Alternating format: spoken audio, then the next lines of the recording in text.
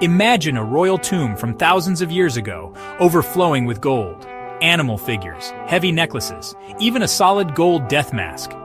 But the most astonishing discovery: over 140 sacrificed horses, buried around the king. This isn't fantasy, it's a real Scythian burial mound, a window into a lost world of warrior nomads. The scale of this burial is staggering, revealing a society of immense power and deep belief. The Scythians left no written records. Their story survives through treasures and the accounts of outsiders like Herodotus. This tomb, called Arzon II, is a monumental kurgan, built with enormous effort, a statement to gods, rivals, and posterity. The king buried here was a figure of immense importance, sent into the afterlife with wealth and power. Gold for status, horses for mobility. Everything needed for eternity. Arzon II, hidden for nearly 3 millennia, is one of the most spectacular archaeological finds of the 21st century. When opened, it offered an unprecedented glimpse into Scythian culture. The preservation was remarkable, as if time had stood still. We can almost sense the funeral rites, the mourning tribe, and the thunder of hooves. This is a story of life, death, and the quest for immortality. The kurgan wasn't just a grave, it was a message across time. It challenges everything we thought we knew about these nomads. The treasures and sacrifices speak of a world both brutal and beautiful, and it all began with a single extraordinary tomb. Who were the Scythians? Not a single nation, but a network of nomadic tribes dominating the Eurasian steppes. Their territory stretched from the Black Sea to China, and for centuries they ruled these vast grasslands. Masters of the horse, their lives revolved around herding and riding, making them formidable warriors. The Greeks wrote of their fearsome mounted archers, able to fire with deadly accuracy at full gallop. Their lightning raids and ferocity in battle became legendary. But the Scythians were more than warriors. They were skilled artisans and traders. Their unique animal-style art, filled with dynamic creatures, was deeply symbolic and tied to their beliefs. They traded with Greeks, Persians, and Chinese, exchanging goods and ideas. As nomads, they left no cities, only kurgans, burial mounds that are our main source of knowledge. The size and richness of a kurgan reflected the status of the person within. The most powerful were buried with astonishing grave goods, time capsules of their world. These tombs unlock the Scythian mystery, revealing a culture both sophisticated and enigmatic. Their legacy is written in gold, bone, and earth. Through their graves, the Scythians speak across the ages, and every new discovery brings us closer to understanding their world. The story of this king's tomb begins in Tuva, southern Siberia, a land of ancient burial mounds. Arzon II, a massive stone kurgan, was long thought looted and unimportant. But in the late 1990s, a German-Russian team noticed signs the central chamber might be intact. Excavation began in 2001, and as layers were removed, hope grew. Against all odds, the main chamber was untouched, sealed for over 2,600 years. Inside, a large log cabin held the remains of a man and woman, adorned head to toe in gold. Over 9,000 gold objects, weighing more than 20 kilograms, filled the tomb. Highlights included a massive gold pectoral, a heavy torque, and thousands of gold beads. This was the richest intact Scythian burial ever found, dating to the 7th century BC. The find was a complete funerary assemblage, everything left as it was placed centuries ago. It offered a unique chance to study Scythian rituals, craftsmanship, and society. The discovery sent shockwaves through archaeology. Suddenly, the Scythians were seen in a new light. The long shot had paid off, revealing a lost world in stunning detail. Arzon II became a key to understanding the ancient steppe. Step inside the burial chamber, the king and queen side by side, dressed in dazzling gold. The king's outfit glittered with thousands of panther-shaped beads, a solid gold torque, and a crescent-shaped pectoral, masterpieces of Scythian art.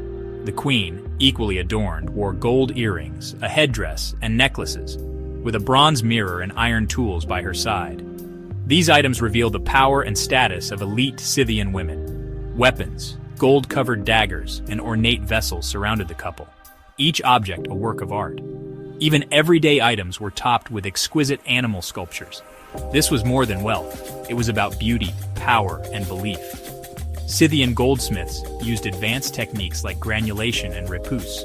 The animal figures are astonishingly detailed: muscles, feathers, scales. Their art gives us a direct link to their worldview, filled with powerful, dynamic creatures. Every object tells a story of status, spirituality, and the wild steppe. The chamber is a time capsule of Scythian life and death. The gold of Arjun II is more than wealth. It's a language. Each piece tells of Scythian beliefs, power, and identity. Gold symbolized the sun and eternal life, ensuring immortality for the dead.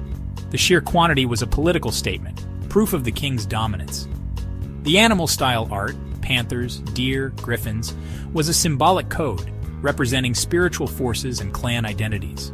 Arjun II's early date shows this art was an indigenous steppe tradition, not borrowed from elsewhere. The gold covering the king's face was about transformation, turning a mortal into a divine being. Every object, from pectoral to bead, was part of a sacred project, securing the king's power for eternity. The tomb's treasures are a window into Scythian spirituality and ambition.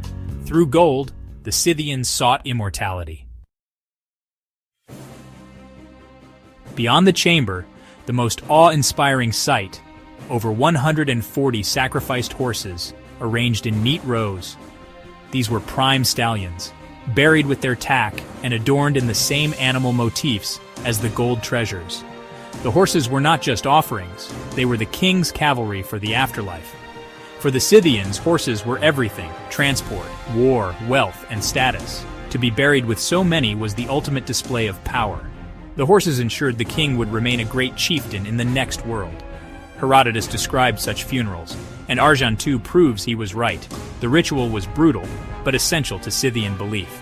The horse sacrifices maintained cosmic order and royal power beyond death.